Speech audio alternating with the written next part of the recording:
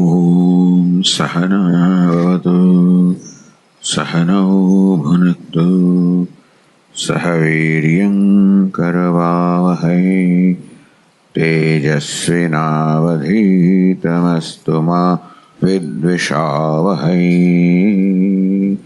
ॐ शान्ति शान्ति शान्तिः।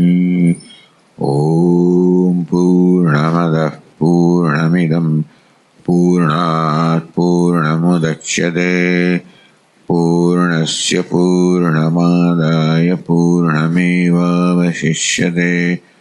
ॐ शान्ति शान्ति शान्तिः। ॐ आप्यायन्तु ममाङ्गानि वाक्प्राणश्चक्षुश्रोत्रमथो बलमिन्द्रियाणि च सर्वाणि सर्वं ब्रह्म उपनिषदं माहं ब्रह्म निराकुर्याम् मा ब्रह्म निराकरोत्। अनिराकरणमस्त्वनिराकरणं मे अस्तु। तदात्मनि निरतेय उपनिषत्सु धर्मास्ते मयि सन्तु ते मयि सन्तु। ॐ शान्ति शान्ति शान्तिः। श्रुतिस्मृतिपुराणानाम् आलयं करुणालयं नमामि भगवत्पादं शङ्करं लोकशङ्करं शङ्करं शङ्कराचार्यं केशवं बादरायणं सूत्रभाष्यकृतौ वन्दे भगवन्तौ पुनः पुनः। ईश्वरो गुरुरात्मेति मूर्तिभेदविभागिने व्योमवद्व्याप्तदेहाय दक्षिणामूर्तये नमः।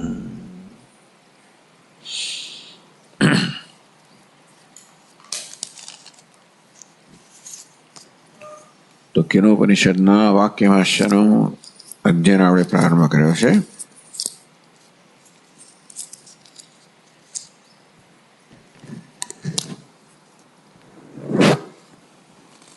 ક્યાં ગયો ભાઈ તો?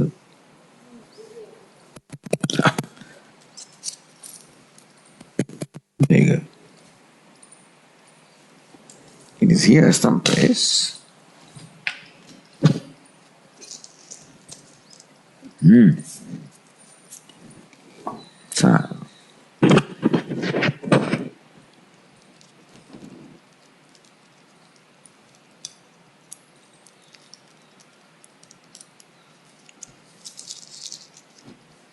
હાથમાં ચોંટી જાય છે ને એટલે જલ્દી જતું નથી।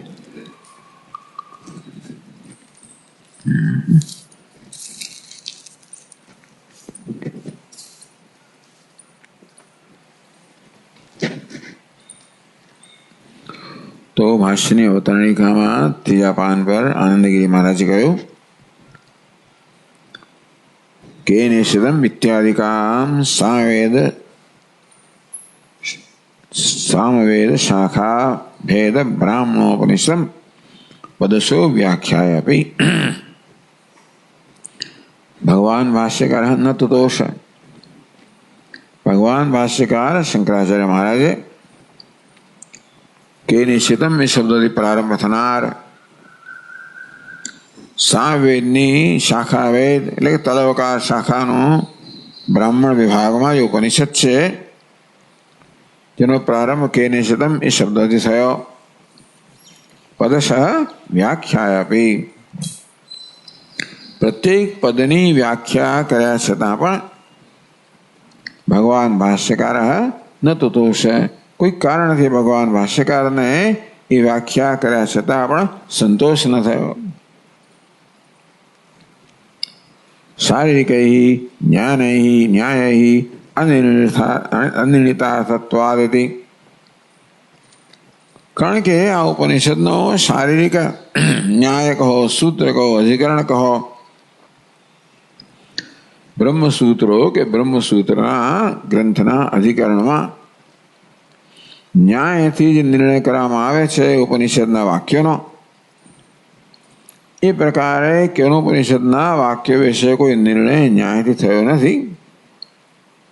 અર્થાત શારીરિક શાસ્ત્રમાં કેનોપનિષદની ચર્ચા કરવામાં આવી નથી.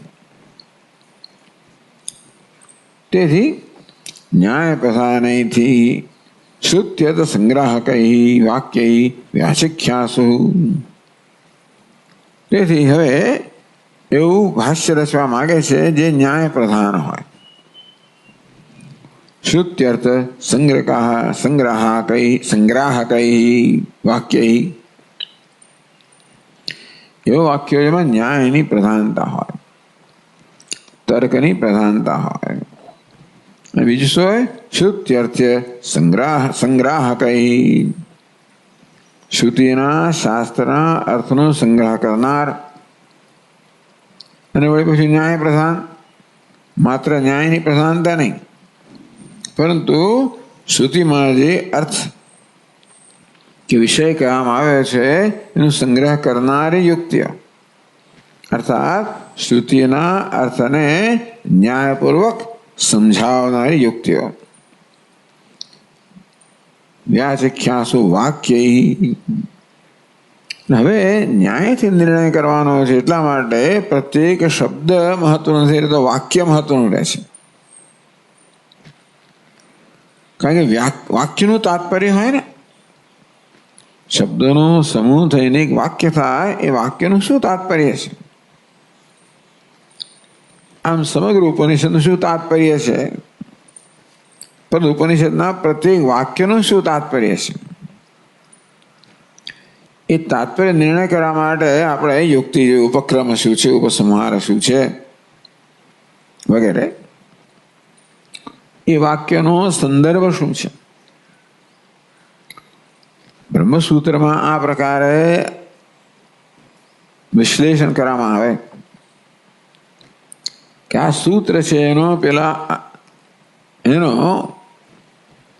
એક તો બીજા અનુકરણ સાથે શું સંબંધ છે. અધિકરણ, સૂત્રનો એક અધિકરણ, સૂત્રના સમૂહનો, તો આ અધિકરણ સાથે શું સંબંધ છે?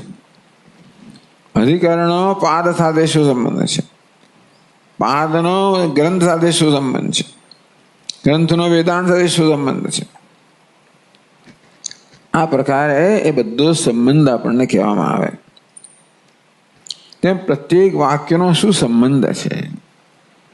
ઉપનિષદ જે બોધ આપવા માંગે છે, મુખ્ય બોધ, એની સાથે આ વાક્યને શું સંબંધ છે?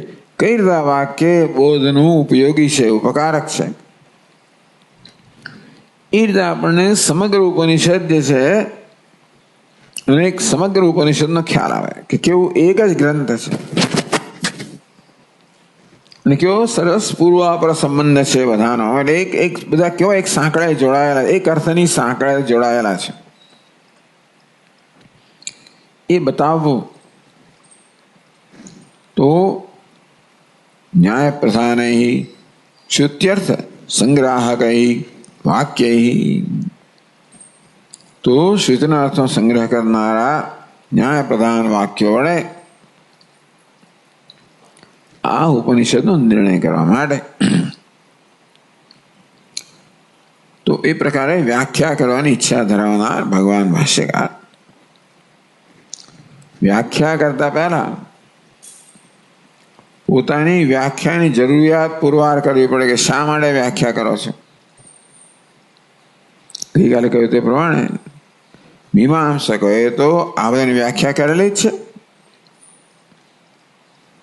અને એમના તાત્પર્ય નિર્ણય પ્રમાણે તો આ બધા વાક્યોનું પ્રયોજન કર્મને ઉપકારક છે. એટલે હવે તમે કંઈક નવું કહેવા માંગતા હોય એમના કરતા, તો શું કહેવા, શા માટે કહેવા માંગો છો?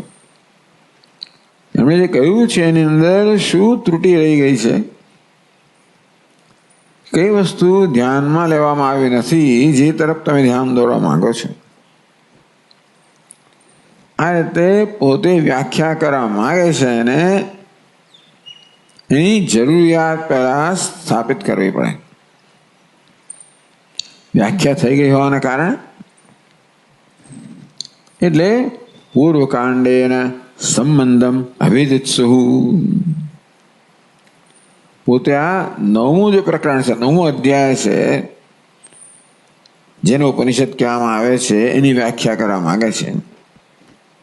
આગળ 8 અધ્યાયની વ્યાખ્યા કરતા નથી.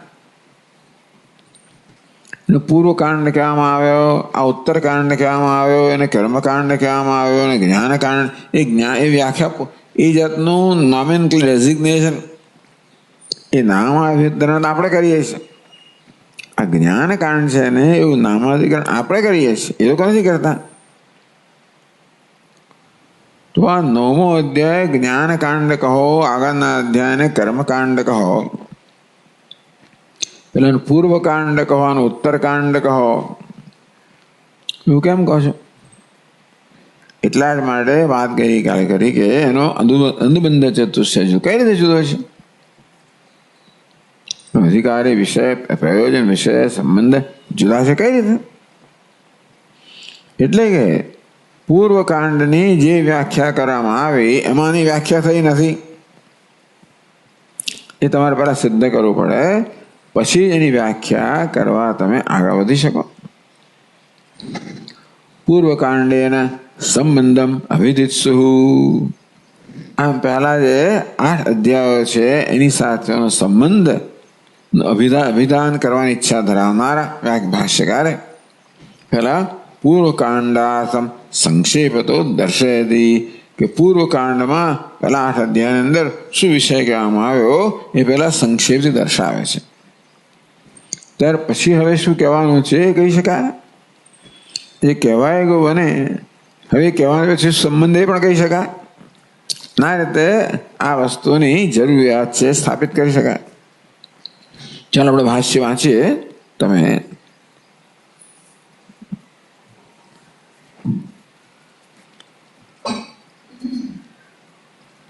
સમાપ્તમ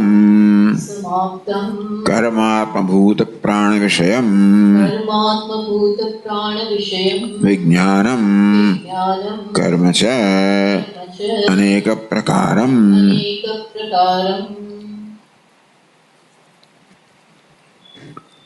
કર્માત્મભૂત પ્રાણ વિષયમ વિજ્ઞાનમ અનેક પ્રકારમ ચ કર્મ સમાપ્તમ.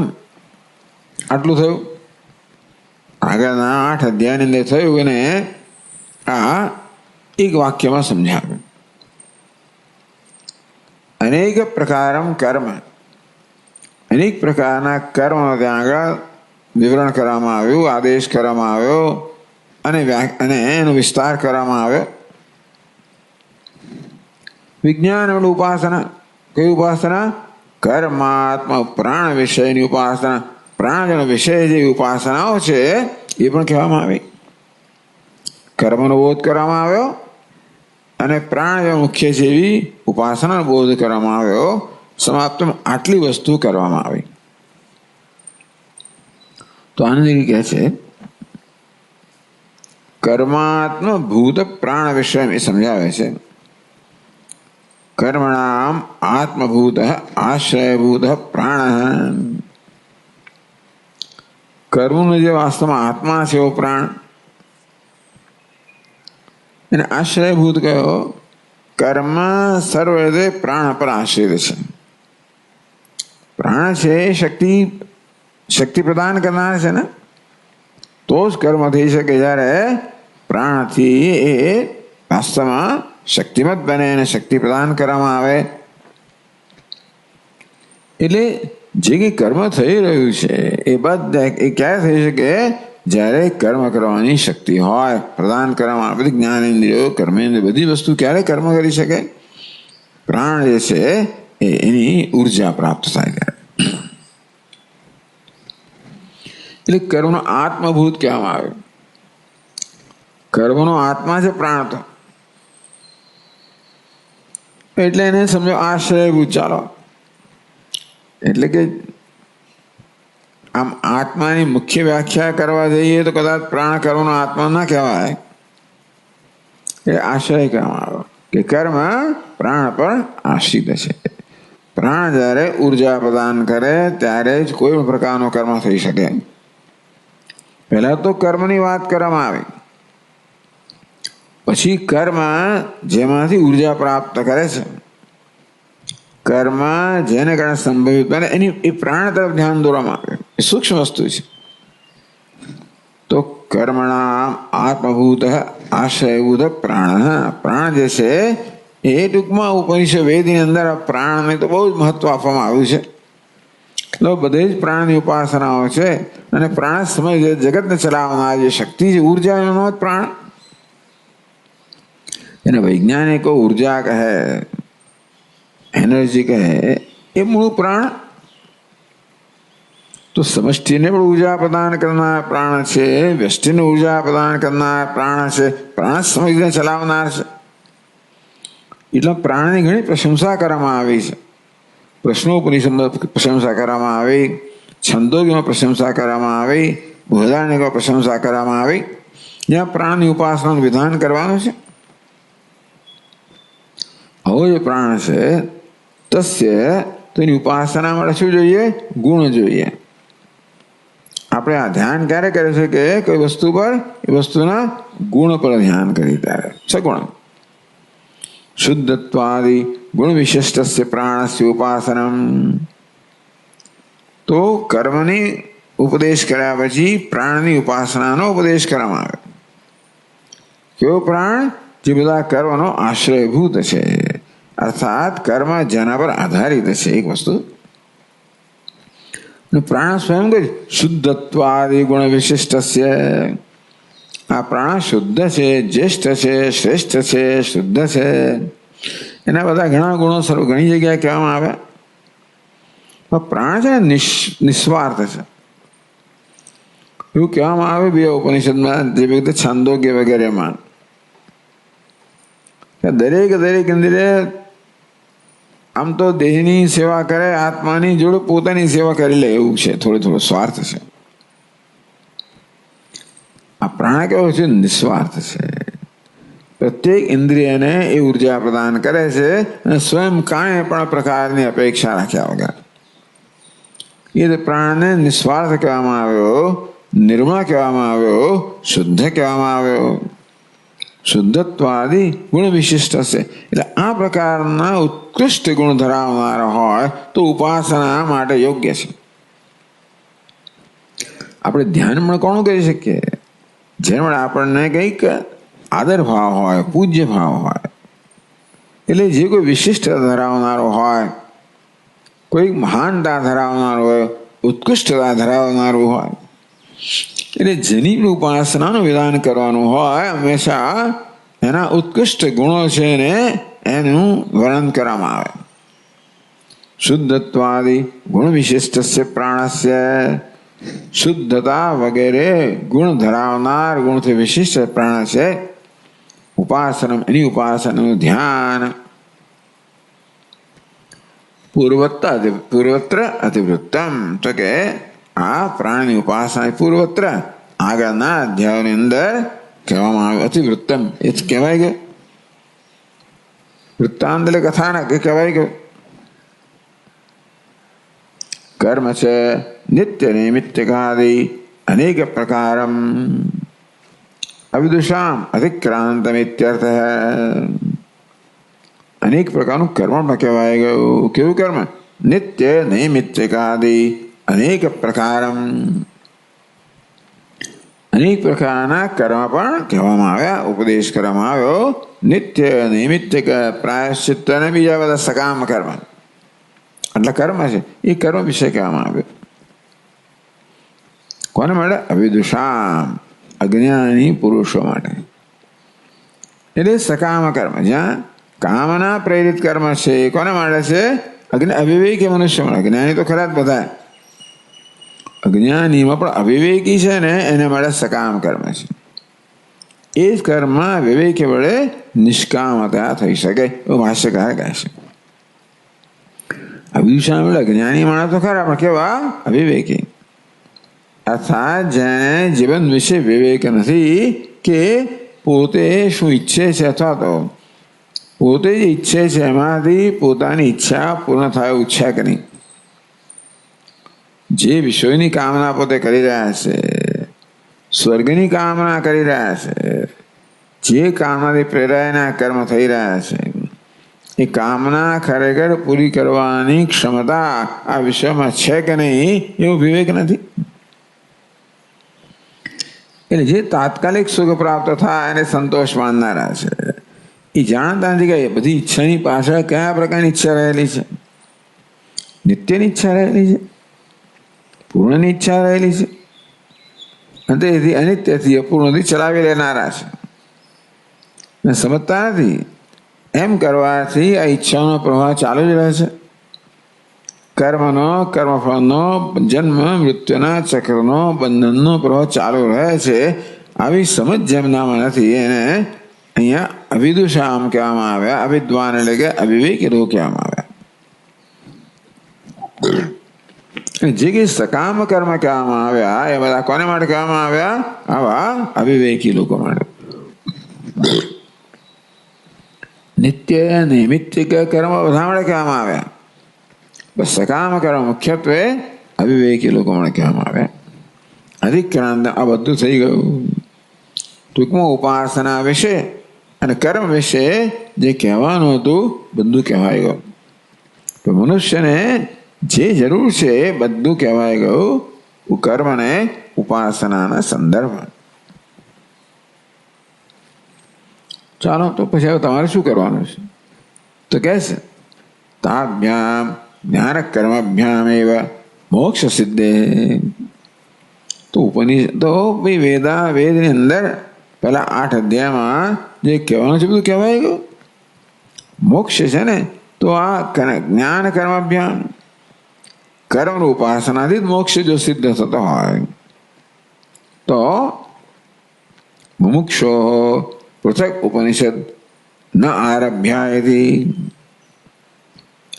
ટૂંકમાં 8 અધ્યાયની અંદર જેનું નિરૂપણ કરવામાં આવ્યું છે એ સામગ્રી છે મોક્ષ માટે પર્યાપ્ત હોય તો મુમુક્ષ હવે આગળ શું કરવાનું? એટલે તમે જે 9મા અધ્યાયની વ્યાખ્યા કરવા જઈ રહ્યા છો, જેને તમે મોક્ષનું સાધન માનો કહો છો,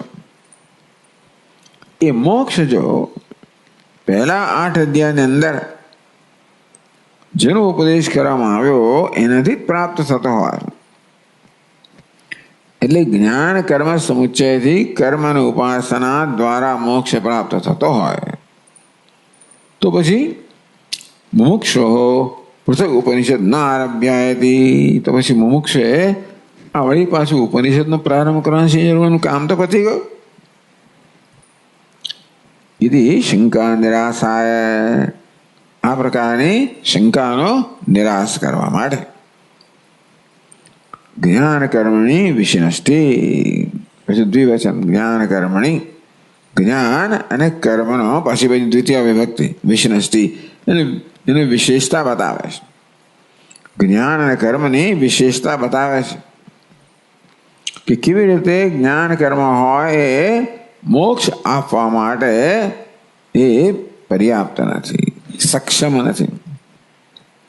મોક્ષ પ્રદાન કરવાની ક્ષમતા આ જ્ઞાનમાં કર્મમાં કે જ્ઞાન કર્મ ભેગા સમુચ્ચયમાં પણ નથી. એ તમારે પુરવાર કરવો પડે. અને તો જ પછી મોક્ષનું બીજું સાધન છે બ્રહ્મ જ્ઞાન.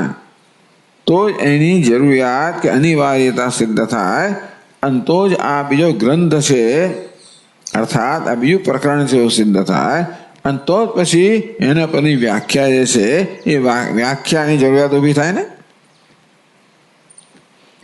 એટલે જ્ઞાન કર્મની વિશિનષ્ટિ, આ જ્ઞાન એટલે કે ઉપાસના અને કર્મ એટલે કર્મકાંડમાં જેનો ઉપદેશ કરવામાં આવ્યો એને પહેલા એની વિશેષતા કહે છે. યયોહો તો ભાષ્યકાર કહે છે યયોહો વિકલ્પ સમુચ્ચય અનુષ્ઠાનાत् દક્ષિણોત્તરાભ્યામ શ્રુતિભ્યામ આવૃત્તિ અનાવૃત્તિ ભવતઃ.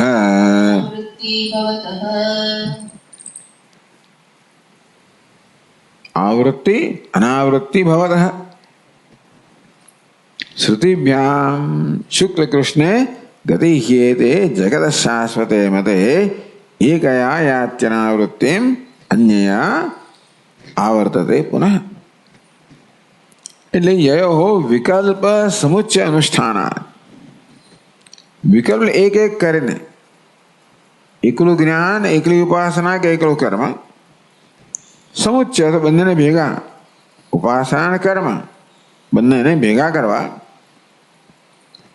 એટલે આ પ્રકારની આપણી પાસે પસંદગી છે માત્ર કર્મ પર ધ્યાન આપવાનું ઉપાસનાની ઉપેક્ષા કરો ઉપાસના જ કરો કર્મની ચિંતા ના કરો अथवा कर्म उपासना बनने समुच्चय करो तो यो विकल्प समुच्चय अनुष्ठान करवा द्वारा दक्षिणोत्तराभ्याम श्रुतिभ्याम नैते श्रुति प्रार्थजानन श्रुति कहो मार्ग कहो केवा दक्षिणोत्तराभ्याम श्रुतिभ्याम एक दक्षिणा श्रुति से भी उत्तरा श्रुति से दक्षिणायन श्रुति कहो अयन कहो मार्ग कहो दक्षिणायन उत्तरायण तो आबे मार्ग गया आवृत्ति अनावृत्ति भवत है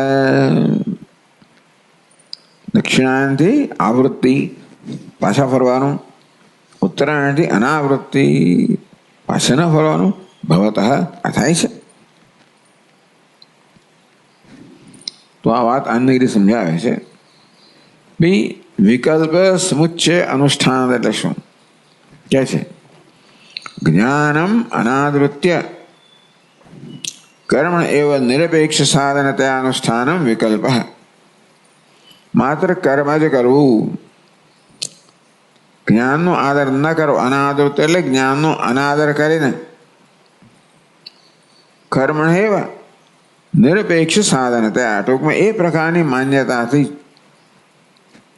कि कर्म निरपेक्ष साधन है स्वतंत्र साधन है एटले के मारा जीवन में जे ध्येय सिद्ध करवानुं छे माटे कर्म पर्याप्त है ए प्रकार की मान्यता ने कारण जे विज्ञान ज्ञान कहो उपासना ने भी उपेक्षा करे छे आदर करतो आपणे कोनो आदर करीए जे आपणा जीवन की प्राप्ति माटेनुं साधन होय जे कर्म ने ये प्रकार साधन मानता है पछी उपासना उपेक्षा करे तो ज्ञानम अनादृत्य ज्ञान नो अनादर करीने कर्म एवं निरपेक्ष साधनतया अनुष्ठानम मात्र कर्म निरपेक्ष है कोई अपेक्षा वगर मने जूनु ध्येय सिद्ध करावनारो छे ए प्रकारने समझथी कर्म अनुष्ठान करवुं एने विकल्प कहेवाय।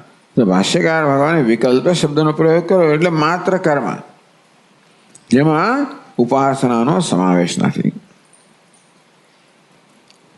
તો શું થાય તતઃ ચંદ્રમંડલમ પ્રાપ્ય આवर्तते धूमो रातिस्तथा कृष्णः षण्मासा दक्षिणायनम तत्र चांद्रमसं ज्योति योगी प्राप्य निवर्तते। दक्षिणायन मार्ग है ये भोग मार्ग है पे योग मार्ग से बीजो भोग मार्ग है ये भोग मान अनुसरण करने चांद्रमसम ज्योति प्राप्य चंद्रमा लोक अंदर जे सुख प्राप्त थाय छे ए भोगवी ने योगी प्राप्य निवर्तते योगी पाछो पाछो फरे छे। ये कहे छे चंद्रमंडलम प्राप्य तो चांद्रमस लोक पहला प्राप्त करे चंद्रमानो लोक चांद्रमस चंद्रमानो लोक प्राप्त करे चंद्रमंडल प्राप्त करे पितृलोक प्राप्त करे जे होय ते योगी प्राप्य निवर्तते त्या पोताना यावत संपादन उषित्वा पोताना कर्म चाले त्या सुधी त्या निवास करे पछी ए ज मार्गे योगी पाछो आवे योगी को खरो तो कर्मी है ये कर्मी से पाछो आवे। केवल से ज्ञान से कर्म समुचितस्य वा उपासना ही वस्तु है कि स्वयं आपने उत्तरायण गति माटे नी क्षमता धरावे छे।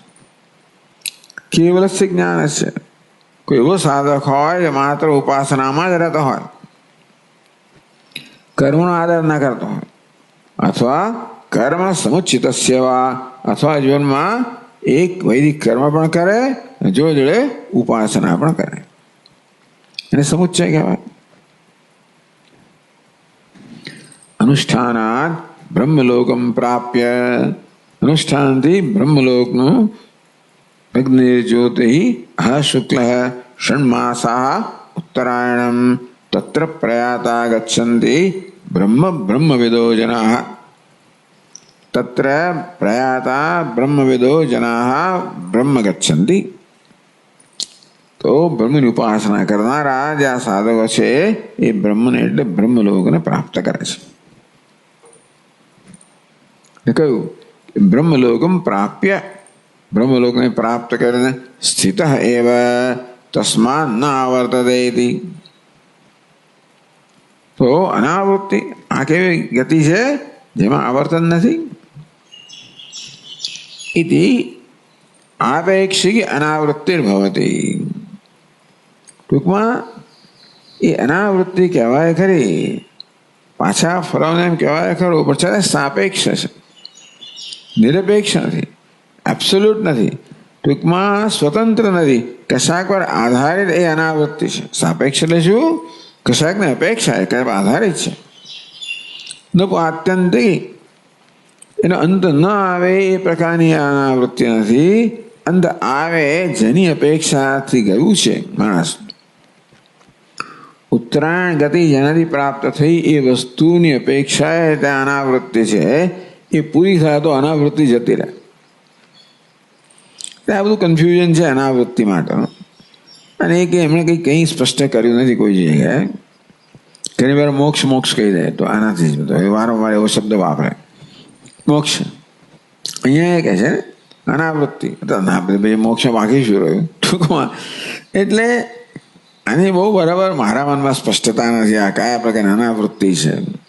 એક બાજુ ભગવાન પોતે જ કહે છે આ બ્રહ્મભુવનાન લોક પુનરાવર્તિન, બ્રહ્મલોકથી માંડીને બધા લોકનું પુનરાવર્તન છે. અને એ કયા અનાવૃત્તિ મને બીજાને એને અનાવૃત્તિ છે એટલે આવર્તન છે નહીં. નથી કે બ્રહ્મલોકનું પણ લય થઈ જાય ત્યારે આ મુક્ત થઈ એવું કેવું પડે આપણે, પછી આવૃત્તિ થઈ જાય. એટલે આ ઉપાસનાના માર્ગથી જે વર્ણન કરવામાં આવ્યું છે જે પ્રાપ્તિનું, એ તો એ પ્રકારની પ્રાપ્તિ છે જે પ્રાપ્ત કરે એ પ્રાપ્ત રહેતું જ નથી, એવા વર્ણનો કરવામાં આવે.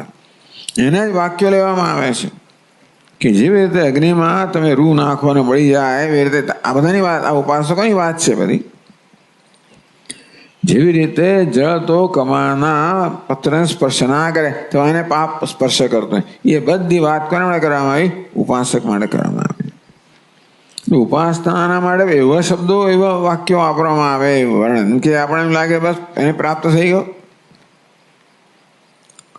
પણ તસ્માન ન આવર્તતે ઇતિ, પછી આપેક્ષિક અનાવૃત્તિ.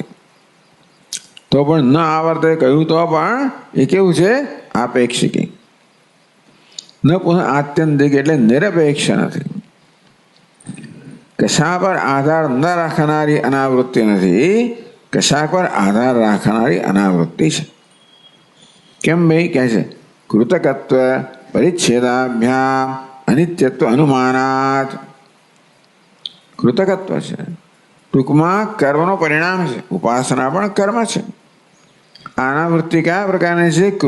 કૃતકત્વ એટલે એ કર્મનું પરિણામ છે. યત કૃતકમ તન અનિત્યમ, જે કર્મનું પરિણામ હોય તો અનિત્ય જ હોય. વળી પરિચ્છેદાભ્યામ, એ બ્રહ્મલોકમાં જવાનું છે, એ ત્યાં પૂરતી મર્યાદિત છે, એ સર્વવ્યાપી નથી, પરિચ્છિન્ન છે, દેશ પરિચ્છિન્ન છે. કાળ પરિચ્છિન્ન કહેવાય, મયા પછી પ્રાપ્ત થાય. આમ જે વસ્તુ પરિચ્છિન્ન હોય અને કર્મનું પરિણામ એ નિત્ય ના હોઈ શકે. આત્યંતિક કોને કહેવાય? જેનો અંત નથી. અંતમ અતીત્ય વર્તતે, જેનો અંત નથી એના આત્યંતિક કહેવાય નિત્ય. તો કે આ બ્રહ્મલોકની અનાવૃત્તિ છે ને એ નિત્ય હોઈ ના શકે. અનુમાનથી કહી શકાય કે એક તો કર્મનું પરિણામ છે, બીજું એક દેશ વિશેષમાં છે, મળે પરિચ્છન્ન છે, અંતેથી અનુમાનાત, અનુમાનથી કહીએ છીએ કે આ અનાવૃત્તિ છે એ કેવી છે, આત્યંતિક નથી, એનો અંત આવશે ખરો. એટલે ભલે આપણને શાસ્ત્રમાં અનાવૃત્તિ કહ્યું હોય, પણ જોડે જોડે આપણે અનાવૃત્તિમાં આ વિશેષણ જોડવું. કેવી? સાપેક્ષ અનાવૃત્તિ છે, આપેક્ષિકી અનાવૃત્તિ, ન તો આત્યંતિકી, એવું કહેવું પડે. એ રીતે ચાલો મોક્ષથી એટલે વર્ણનથી તો એમ જ લાગે કે અનાવૃત્તિ છે, પણ અનુમાનથી કહેવાય કે એવી અનાવૃત્તિ ના હોઈ શકે જે આત્યંતિક અનાવૃત્તિ હોઈ ના શકે, કારણ કે એમાં કર્મથી પ્રાપ્ત છે અને પછી પરિચ્છિન્ન યાત્રા છે, ગતિ છે, પરિચ્છિન્ન છે. એ બધું અનુમાન થઈ શકે કે એ આત્યંતિક નથી, એ અનાવૃત્તિનો ક્યારેક અંત આવશે. એટલે ભલે અનાવૃત્તિ શબ્દનો પ્રયોગ શાસ્ત્રમાં હોય તો પણ આપણે એને સાપેક્ષ અર્થમાં સમજવી. એવી રીતે પામસો અમૃતા ભુવમ, અમર બની ગયા, એ પણ અમરતા કેવી છે, આપેક્ષિક અમરતા સમજવાની. જે કઈ વસ્તુ કર્મથી પ્રાપ્ત હોય એ નિત્ય હોય જ ના શકે. ભલું કર્મ કેમ ના હોય, દીર્ઘકાળ સુધી તમે અનુભવો, પરંતુ એ નિત્ય ના હોય, આત્યંતિક ના હોય. એટલે અનુમાનથી કહેવામાં આવ્યું કે ભલે અહીંયા અનાવૃત્તિ કહેવામાં આવી, પણ એ આપેક્ષિક અનાવૃત્તિ છે, આત્યંતિક અનાવૃત્તિ નથી. અતઃ સંસાર ફલગમેવ કર્મકાંડ મિત્યર્થ. એના માટે આ કર્મકાંડ છે, કર્મ અને ઉપાસના ને સમુચ્ચય નહીં, બધું ફળ બધું છે કેવું છે, સંસારના અંતર્ગત છે. પેલા સિદ્ધ કરવું પડે તમારે. તો આ અનુમાનથી કહેવામાં આવ્યું કે ભલે તમે જ્ઞાન કર્મ સમુચ્ચય કરો તો પણ એ કર્મ હોવાને કારણે એ આત્યંતિક અનાવૃત્તિ ના આપી શકે.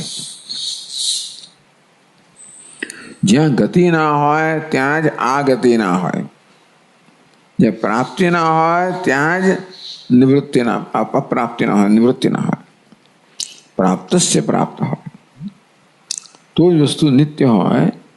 એટલે અપ્રાપ્તિ માત્ર ભ્રમ જ હોય અને જ્ઞાનથી પ્રાપ્ત થતું નથી, ભ્રમની નિવૃત્તિ થાય છે. આવું હોય તો જ નિત્ય પ્રાપ્ત વસ્તુ પ્રાપ્ત થાય, અને તો એ વસ્તુ આત્યંતિક હોય. ચાલો, એટલે અતઃ સંસાર ફલગમેવ કર્મકાંડ મિત્યર્થ. એટલે આ વાક્ય સમયયો વિકલ્પ સમુચ્ચય અનુષ્ઠાનાત દક્ષિણોત્તરાભ્યામ સુધીભ્યામ આવૃત્તિ અનાવૃત્તિ ભવતઃ, એ વાક્ય સમજાવ્યું. શું થયું? અતઃ સંસાર ફલગમેવ કર્મકાંડ. અનાવૃત્તિ તો પણ એ સંસારના અંતર્ગત જ છે. ક્યાંનો ભાવ દે છે કે ભલે અનાવૃત્તિ કઈ ત્યાં, છતાં આપણે આપેક્ષિક અનાવૃત્તિ છે, અને તેથી છેવટતો સંસારના અંતર્ગત જ છે. એટલે પહેલા 8 અધ્યાય જે કર્મકાંડ કહેવામાં આવ્યું એ તો સંસાર ફલકમ, સંસારના અંતર્ગત જ છે. તો કહે છે આનંદગીરી અસ્તુ એમ કર્મકાંડાર્થ. ચાલો ભાઈ, એટલે પહેલા આ કર્મકાંડનો અર્થ, પૂર્વકાંડનો અર્થ પહેલા કયો? પૂર્વકાંડાર્થમ સંક્ષેપતો દર્શયતી. પૂર્વકાંડનો જે વિષય છે એને સંક્ષેપમાં આ પ્રકારે દર્શાવવામાં આવ્યો. અસ્તુ એમ કર્મકાંડાર્થ. આપે કહ્યું એ પ્રમાણે ભલે કર્મકાંડનો આવો અર્થ છે કે બધું જે છે પ્રાપ્તિ સંસારના અંતર્ગત છે. ચાલો, તથાપિ નિયત પૂર્વોત્તર ભાવ અનુપત્તિલભ્ય કથમ હેતુ હેતુમદ ભાવ સંબંધ કર્મકાંડેન જ્ઞાનકાંડસ્યેતિ. છતાં પ્રશ્ન થાય કે પૂર્વ ઉત્તર ભાવે, પૂર્વ જે પહેલા આવે, ઉત્તર એટલે પછી આવે. નિયત નિયમ પ્રમાણે જે પહેલા આવે અને નિયમ પ્રમાણે જે પછી આવે. શું છે? હેતુ હેતુમત. હેતુ એટલે કારણ, હેતુ એટલે કાર્ય. કારણ હંમેશા પહેલા જ આવે, કાર્ય પછી આવે. એટલે એનો પૂર્વોત્તર ભાવ નિયત છે. કોનો? એને હેતુ હેતુમત જે છે ને, આ કારણ કાર્યનો ભાવ કેવો છે? પૂર્વોત્તર. કારણ હંમેશા પૂર્વમાં હોય અને કાર્ય ઉત્તરમાં. નિયમ પ્રમાણે. નિયમ પ્રમાણે એટલે શું? એવું ક્યારેય ના બને કે કાર્ય પહેલા આવ્યા પછી કારણ આવે, એવું ક્યારેય ના બને. નિયમ પ્રમાણે કારણ પહેલા જ હોય પછી જ કાર્ય હોય. પહેલા બાપ હોય ને પછી દીકરો હોય, કે પહેલા બીજ હોય ને પછી અંકુર હોય વગેરે. એટલે પછી એટલે આપણે બધું ગોટલો રોપ્યો નથી ને આંબો ક્યાંથી આવી, એવું બને નહીં, એવું બને જ નહીં. એટલે આપણે જ્યાં સમજીએ ત્યાં સુધી. એટલે એને શું કહે? નિયત પૂર્વોત્તર ભાવ અનુપત્તિ લભ્ય. એટલે ભાઈ તમારે બતાવવું પડે કે આ પહેલા 8 અધ્યાયનો જે ગ્રંથ છે એને કર્મકાંડ કહો, અને 9મા અધ્યાયનો બીજો ગ્રંથ છે તમે એને ઉત્તરકાંડ કહો છો, જ્ઞાનકાંડ કહો છો. એના વચ્ચે હેતુમત ભાવ જોઈએ. પૂર્વોત્તર ભાવ તો છે, પણ હેતુ એટલે શું છે કે 8 અધ્યાયમાં જે થઈ ગયું એ કારણ બને. શેનું કારણ બને? 9મા અધ્યાય માટેનું કારણ બને. 9મા અધ્યાયમાં અજ્ઞાનનો ઉપદેશ કરવામાં આવે છે. એ ક્યારે કરવામાં આવે? એ જ્ઞાન માટેની પરિપક્વતા પ્રાપ્ત થઈ હોય ત્યારે. તો 8 અધ્યાયમાં જે કંઈ કહેવામાં આવ્યું એ આ જ્ઞાન માટેની પરિપક્વતા જન્માવતું હોય એ પ્રકારે બ્રહ્મ વિદ્યાનો અધિકારી તૈયાર કરતું હોય તો જ પછી આ બ્રહ્મ વિદ્યાનો અર્થ છે. 8માં બધું કર્યા છતાંય પણ આની યોગ્યતા જ પ્રાપ્ત ના થાય તો પછી એનો અર્થ નથી ને. એટલે અનુપપત્તિ એટલે અર્થાપત્તિ કહેવામાં આવું ન હોત, પૂર્વોત્તર ભાવ ન હોત, જો હેતુમત ભાવ ન હોત. એ તમારે બતાવવો પડે. નિયત પૂર્વોત્તર ભાવ અનુપત્તિ લભ્ય કથમ હેતુભાવ સંબંધ જ્ઞાનકાંડેન કર્મકાંડેન જ્ઞાનકાંડસ્યેતિ. કર્મકાંડનો જ્ઞાનકાંડ સાથે હેતુમત ભાવ. કર્મકાંડ હેતુ છે, જ્ઞાનકાંડ હેતુમત છે.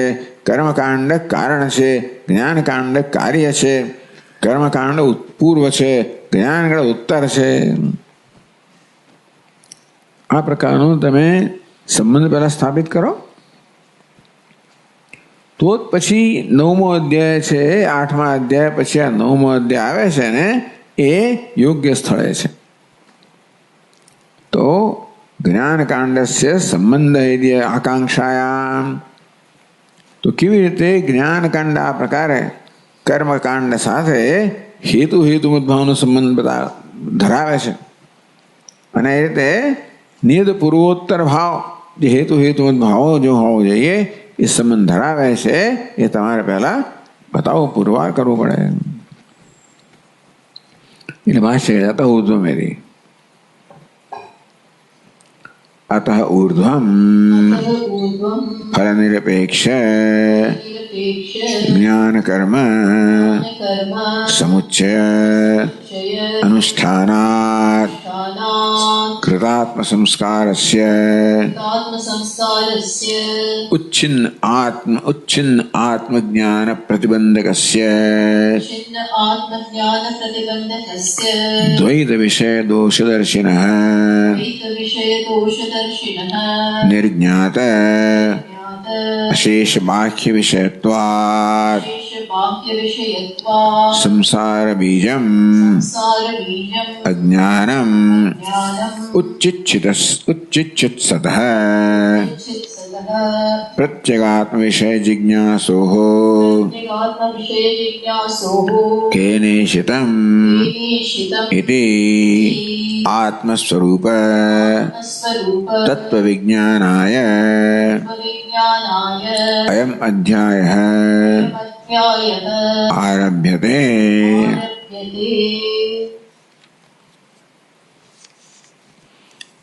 अयम अध्याय आरभ्यते. આ 9મો અધ્યાયનો આરંભ કરવામાં આવે છે. કેવું? કેનેશિતમિતિ. કેનેશિતમ એ શબ્દોથી પ્રારંભ થનાર આ નવા અધ્યાયનો આરંભ કરવામાં આવે છે. શેના માટે? આત્મ સ્વરૂપ તત્વ વિજ્ઞાનાય. આત્માના સ્વરૂપનું યથાર્થ જ્ઞાન પ્રાપ્ત કરવા માટે આ કેનેશિતમ એ શબ્દોથી પ્રારંભ થતા 9મા અધ્યાયનો પ્રારંભ કરવામાં આવે છે. કોને માટે? પ્રત્યેગાત્મ વિષય જિજ્ઞાસો. પ્રત્યેગાત્મા આ અધ્યાયનો વિષય છે, એનો ઉપદેશ કરવામાં આવે છે. કોને કરવો જોઈએ? એ જાણવાની ઈચ્છા ધરાવનાર. એટલે જિજ્ઞાસુ કોણ અધિકારી છે? જિજ્ઞાસુ અધિકારી છે. જ્ઞાનનો અધિકારી કોણ છે? જિજ્ઞાસુ, જ્ઞાતમ ઈચ્છુ, જાણવાની ઈચ્છા ધરાવનાર. એટલે આ કેને શીતમથી પ્રારંભ થતા 9મા અધ્યાયની અંદર જે મુખ્ય વિષય છે આત્મ સ્વરૂપ તત્વ વિજ્ઞાનમ, આત્માના સ્વરૂપનું યથાર્થ વિજ્ઞાન કે ઉપદેશ કરવો, એનો પ્રયોજન છે, મુખ્ય વિષય છે. તો એને માટે જોઈએ અધિકારી કોણ? તો કયું? પ્રત્યેગાત્મ વિષય જિજ્ઞાસો, પ્રત્યેગાત્મ વિષયની જિજ્ઞાસા ધરાવનાર માટે. બાકી તો તમારે ભેંસ આગળ ભાગવત જેવું થઈ જાય. તમે ભાગવત તો બધું કહો, કોને કહો છો? ભેંસને કહેવા જેવું થઈ જાય. તેવી રીતે આ પ્રત્યેગાત્મ વિશે જિજ્ઞાસુ ના હોય અને તમે હમણાં ઉપદેશ કરો, એ શું થાય? એવું સાંભળે ખરી ભેંસ બિચારી, પણ એનો કોઈ ઉપયોગ ના થાય. એટલે આપણે જે કહીએ સાંભળીને સમજનાર હોય, એમાંથી એ લાભાન્વિત થનાર હોય તો જ આ વસ્તુ કહેવાનું પ્રયોજન છે ને. એટલે એવો અધિકારી જોઈએ. કોણ અધિકારી છે? પ્રત્યેગાત્મ વિષય જિજ્ઞાસુ, પ્રત્યેગાત્મ વિષયની જિજ્ઞાસા ધરાવનાર અધિકારી માટે આ અધ્યાય પ્રારંભ થાય છે. કે નિષિદમ એ શબ્દથી પ્રારંભ થનાર, જેમાં આત્મતત્વના યાથાત્મ્યનું વિજ્ઞાન છે. એ અહો તૈયાર કેવી રીતે થયો? પ્રત્યેગાત્મ વિશે જિજ્ઞાસા જન્મી કેવી રીતે? તો કહે છે સંસાર બીજમ અજ્ઞાનમ ઉચ્ચિચ્છિત સતઃ. તો આમાં જો આનંદગીરી સમજાવે છે,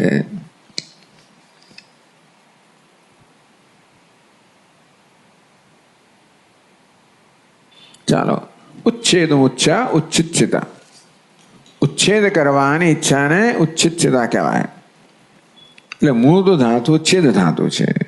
દ્વૈધીકરણ આવી ગયું. દ્વૈધીકરણ છેદ એટલે બે ભાગ પાડવા, સ્પ્લિટ, કાપવું.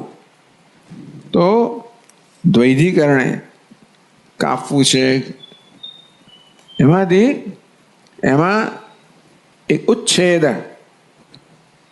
કરી નાખો, સમૂળ કાઢી નાખો. એ ઉચ્છેદ ધાતુમાંથી આ પ્રકારે ડેસિડરેટિવ અવસન પ્રત્યયવાળું રૂપ બન્યું. એટલે ચિચ્છિત સતી એવો પ્રયોગ. ઉચ્છેદ ધાતુમાંથી સન પ્રત્યય લગાડીએ આપણે એટલે શું થાય? ચિચ્છિત સતી, ઉચ્ચિચ્છિત સતી. એટલે ઉચ્છેદ ધાતુમાંથી ઉચ્ચિચ્છિત સતઃ, ઉચ્છેદ કરવાની ઈચ્છા ધરાવનાર. ઉચ્છેદતુમ ઈચ્છતઃ, ઉચ્છેદ કરવાની ઈચ્છા ધરાવનાર. શેનું? અજ્ઞાન ઉચ્ચિચ્છિત, અજ્ઞાનનો ઉચ્છેદ કરવાની ઈચ્છા ધરાવનાર. તો એટલે પ્રત્યેગાત્મ જિજ્ઞાસો. આ પ્રત્યેગાત્માના વિજ્ઞાન ઈચ્છા કેમ જન્મી? શેને માટે? કારણ કે એ અજ્ઞાનનો ઉચ્છેદ કરવા માંગે છે. અજ્ઞાન ઉચ્છેદ તો જ્ઞાનથી થાય ને. તો એને જ્ઞાનની ઈચ્છા કેમ જન્મી છે? અજ્ઞાનનો ઉચ્છેદ કરવા માંગે છે. માટે શું કરવા ભાઈ?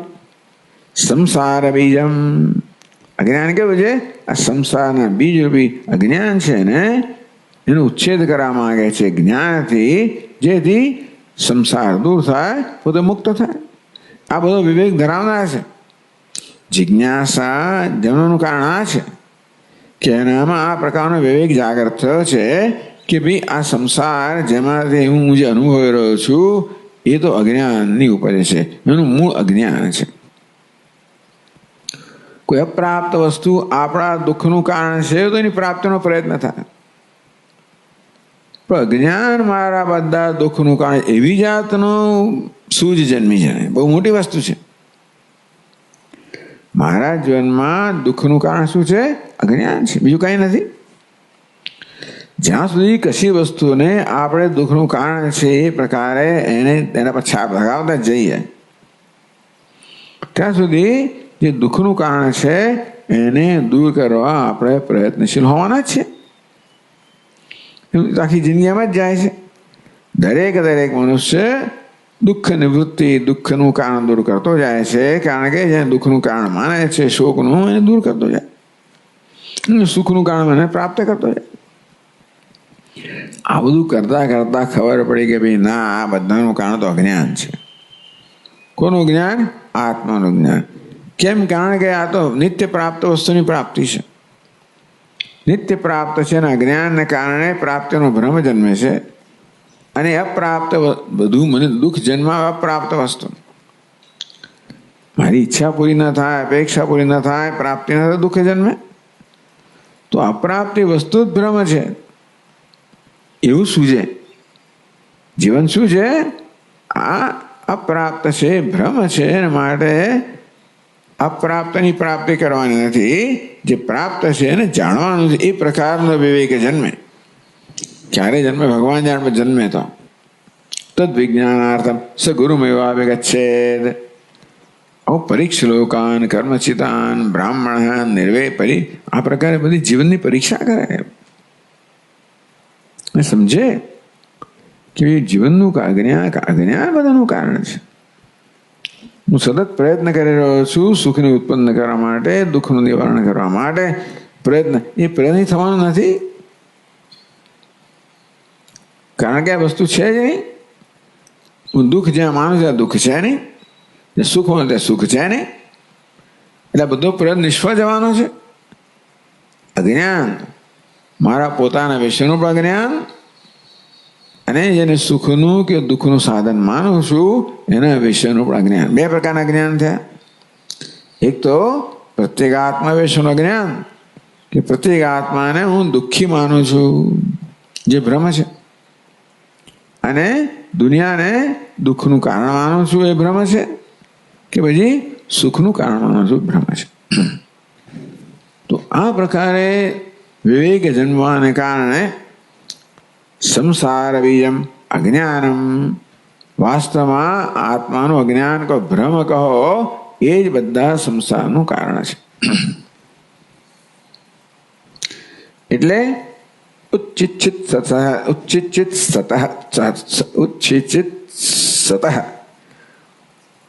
ઉચ્છિત્તમ ઈચ્છતઃ, ઉચ્છેદ કરવાની ઈચ્છા ધરાવનાર અજ્ઞાન, સંસાર બીજ, એને અજ્ઞાનનો ઉચ્છેદ કરવાની, મૂળ સહિત દૂર કરવાની ઈચ્છા ધરાવનાર. તો આવું ક્યાંથી ખબર પડી એને? અને સમજ કેમ પડી કે અજ્ઞાન આ બધાનું મૂળ છે? નિર્જ્ઞાત અશેષ બાહ્ય વિષયત્વાદ. અશેષ બાહ્ય વિષય નિર્જ્ઞાત, જેને વિશે બધા બહારના વિષયોનું બરોબર જ્ઞાન થઈ ગયું છે. નિર્જ્ઞાત અશેષ બાહ્ય વિષયત્વાદ, બહારના બધા વિષયો છે એને એનું બરોબર જ્ઞાન થઈ ગયું. બ્રહ્મલોક સુધીની માણીને બધા એનું. અહીં તો એ ભાષામાં કહેવું પડે આપણે કે આ બ્રહ્મભુવના લોકા પુનરાવર્તિન, ટૂંકમાં બ્રહ્મલોકથી માળીને બધા લોક કેવા છે? પુનરાવર્તી છે. એના માટે માં ઉપેત તો કોણ દે પુનર્જન્મ? ભગવાન કે મને પ્રાપ્ત કરીને પુનર્જન્મ નથી, બાકી દુઃખાલયમ અશાશ્વતમ. આ બધું જેને સમજ પડી ગઈ. નિર્જ્ઞાત અશેષ બાહ્ય વિષયત્વાદ, બધા જ બહારના વિષયો છે બ્રહ્મલોક સુધીના. આ સંદર્ભમાં કહીએ તો ચંદ્રલોક તો કહો, બ્રહ્મલોક સુધીના બધા વિષયો છે, એ બધાના દોષને જાણી શક્યો. કયો દોષ છે? યત કૃતકમ તદ અનિત્યમ, યત પરિચ્છિન્નમ તદ અનિત્યમ. તો જે પરિચ્છિન્ન અનિત્ય છે, તો જેની પ્રાપ્તિ હોય એની પાસે અપ્રાપ્તિ થવાની જ છે, જ્યાં પહોંચ્યા એની પાસે ફરવાનું જ છે. આ પ્રકારનો દોષ નિર્જ્ઞાત અશેષ બાહ્ય વિષયત્વાદ. આમ બધા જ બહારના વિષયો જે છે, અનાત્મા લોક છે, એ બધાનો જે દોષ છે. કેમ? કેવી રીતે? દ્વૈત વિષય દોષદર્શિન. તો અશેષ બાહ્ય વિષય કેવો છે? દ્વૈત વિષય છે. ટૂંકમાં જે વસ્તુ મારા કરતા ભિન્ન હોય, દ્વૈત વિષય દોષદર્શિન. જે કંઈ વસ્તુ મારા કરતાં ભિન્ન હોય એ દૂષિત જ હોય. અનાત્મ લોકો હોય એ હંમેશા જે પ્રાપ્ત કરવાની વસ્તુ હોય એમાં અનેક પ્રકારના દોષ હોય. એ સંસ્પર્શજા ભોગા દુઃખયોન એવ તે. આ ઇન્દ્રિયના સ્પર્શથી પ્રાપ્ત થતું જે કંઈ સુખ છે કેવું છે? બધું ઇન્દ્રિય કહો, મન, બુદ્ધિ, અહંકાર વગેરે એ દુઃખ, એ બધું દુઃખનું કારણ છે. આ પ્રકારે સમજી ગયો. ન તેષુ રમતે બુદ્ધિમાન મનુષ્ય પછી આ બધામાં રમણ કરતો નથી.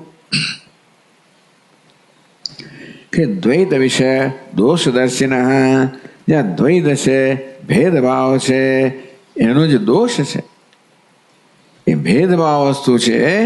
એ ભેદભાવ યુક્ત જે સુખ છે એ ક્યારે મને કોઈ સ્થાયી સંતોષ ના આપી શકે.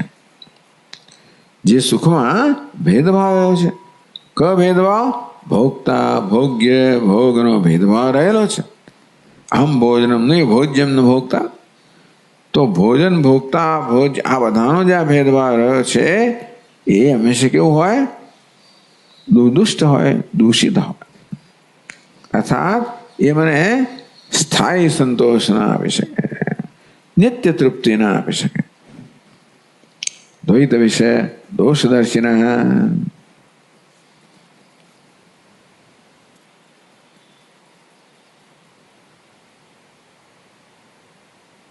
તો આવું થાય ક્યારે?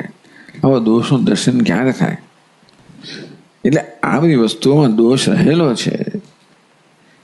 એ પ્રકાર એ વસ્તુઓના ગુણ ને દોષનું યથાર્થ દર્શન કરવા માટે આપણા મનમાં શું જોઈએ? નિરપેક્ષતા જોઈએ, ઓબ્જેક્ટિવિટી જોઈએ. એને અંતઃકરણ શુદ્ધિ કહેવામાં આવી.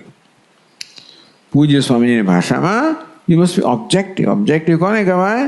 વસ્તુ અંતર ઉત્પન્ન કરી શકીએ, કોઈ પ્રકારની આસક્તિ વગર અંતર ઉત્પન્ન કરીએ તો વસ્તુ જેવી છે તે પ્રકારનું વિશ્લેષણ કરી શકીએ. ભાઈ કંઈક પણ આપણામાં એ સંબંધ હોય, આસક્તિ હોય તો પછી આપણું વિશ્લેષણ છે ને એ નિરપેક્ષ ના હોય. એ કંઈ નહીં કે રંગીન રંગાય, રાગથી કે દ્વેષથી રંગાય. કશાકનું પણ આપણે વિશ્લેષણ કરવું હોય, એનાલિસિસ કરવું હોય તો કેવું મન જોઈએ? રાગ અને દ્વેષથી મુક્ત મન હોવું જોઈએ. વૈજ્ઞાનિકો તો આવું કરી, કારણ કે જેને સમજવાનું છે, જાણવા છે, એને કંઈ કશું ચિંતા, એની સાથે કોઈ સંબંધ જ નથી ને. એ વાયરસ હોય કે બેક્ટેરિયા જે હોય તે ખરો, એને લાગતું ઓળખતું નથી. કેવો છે? નિરપેક્ષ છે.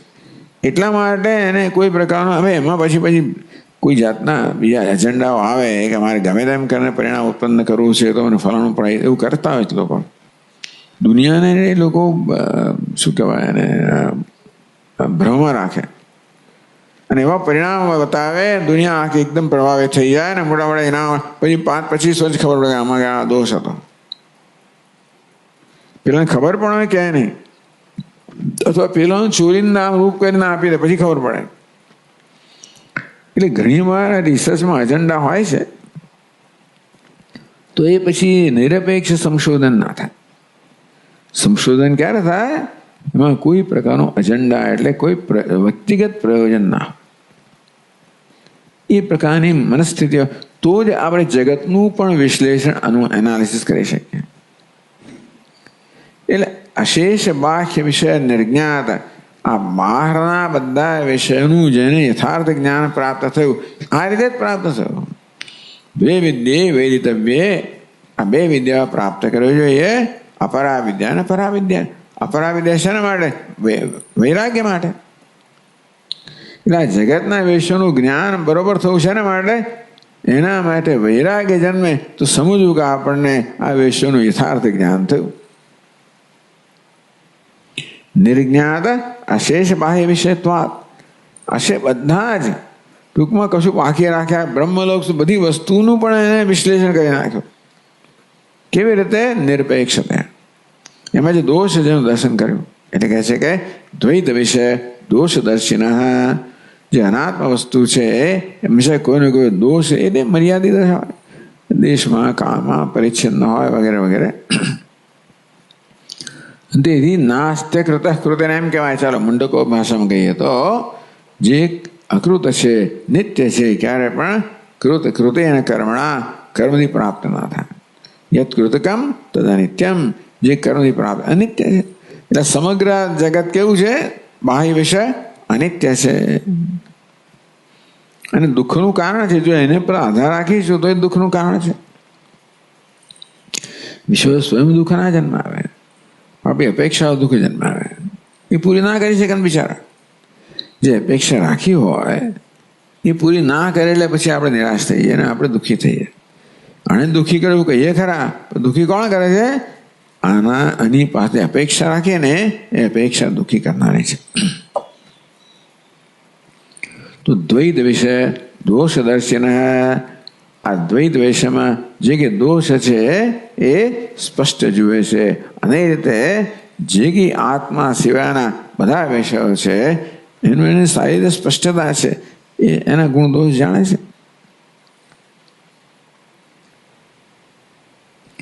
તો આ પ્રકારે આવો દ્વૈત વિષયના દોષનું દર્શન કરીએ તો શું થાય? એ શું કરતું હતું? અત્યારે દ્વૈતમાં આસક્તિ હતી, અનાત્મા જેલો વિષય હતો ને એમાં આસક્તિ હતી. એ શું કરતું હતું?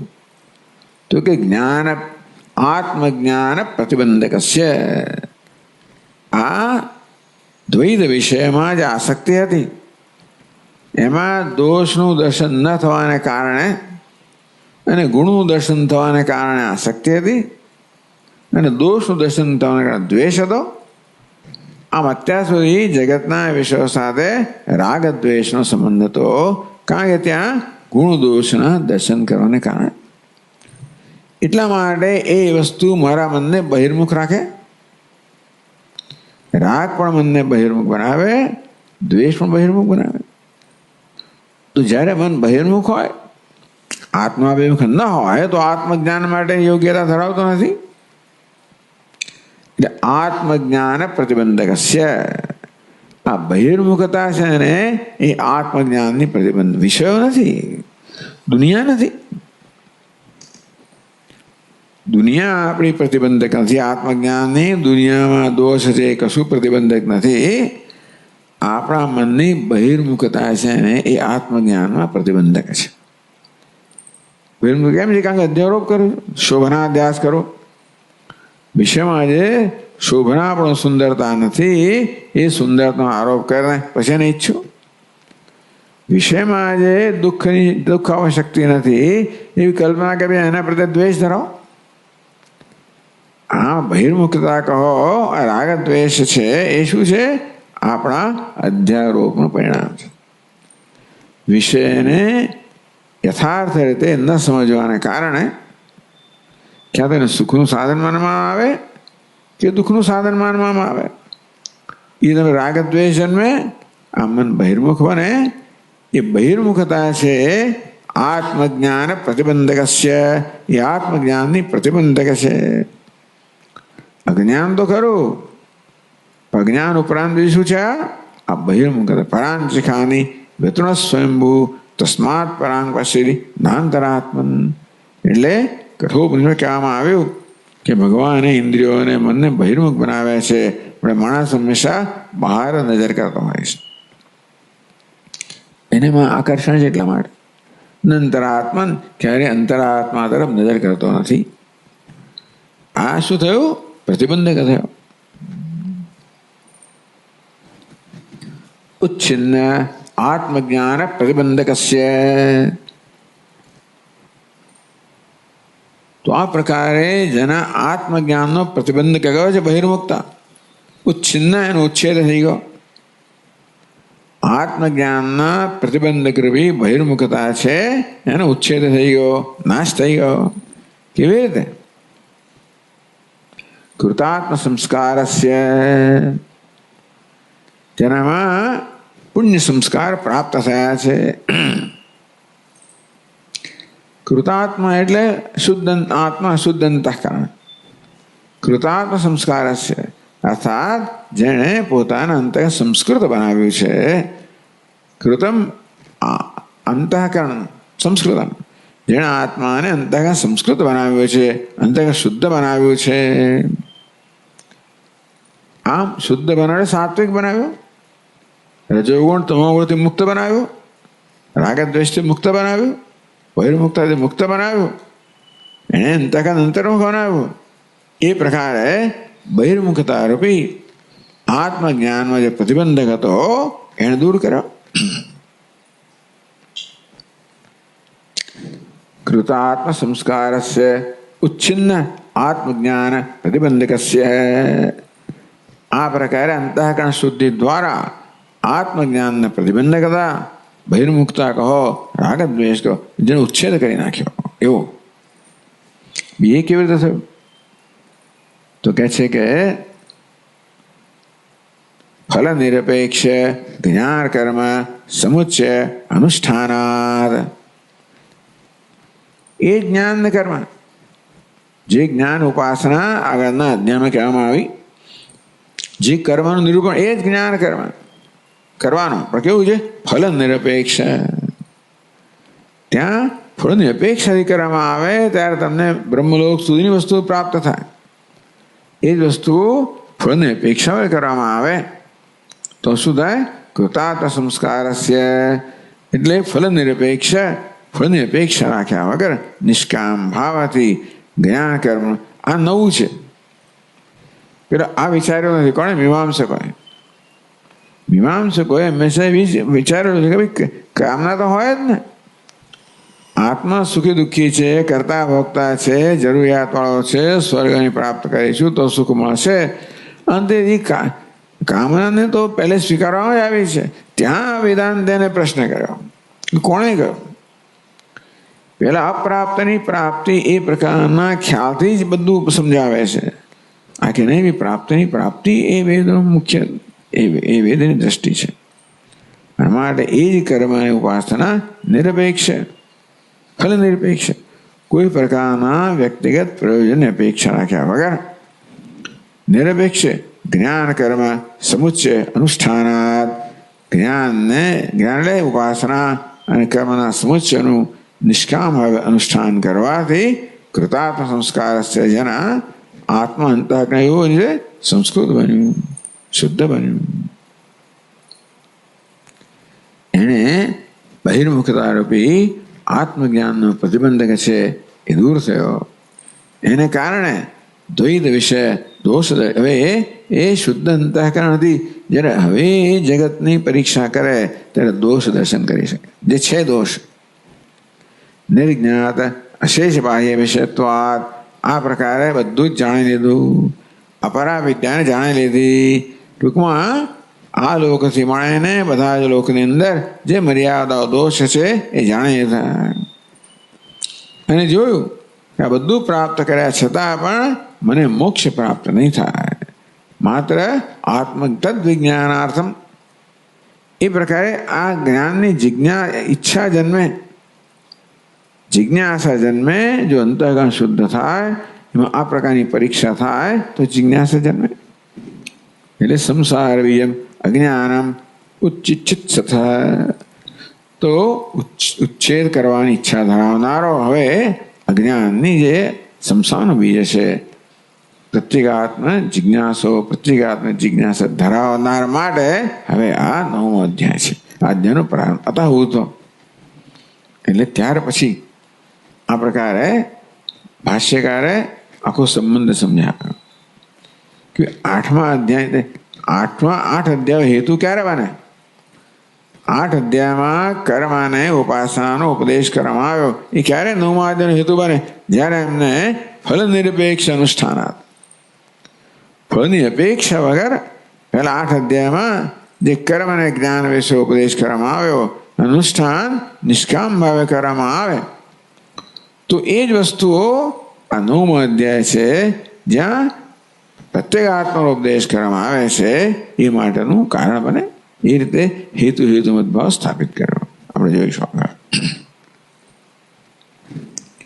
ઓમ પૂર્ણમદ પૂર્ણમિદમ પૂર્ણાત પૂર્ણમુદચ્યતે પૂર્ણસ્ય પૂર્ણમાદાય પૂર્ણમેવ. ઓમ શાંતિ શાંતિ શાંતિ. શંકરં શંકરાચાર્યં કેશવં બાદરાયણં सूत्रभाष्यकृतौ वन्दे भगवन्तौ पुनः पुनः। ईश्वरो गुरुरात्मेति मूर्तिभेदविभागिने व्योमवद्व्याप्तदेहाय दक्षिणामूर्तये नमः। ॐ शान्ति शान्ति शान्तिः। हरिः ॐ। श्री गुरुभ्यो नमः। हरिः ॐ।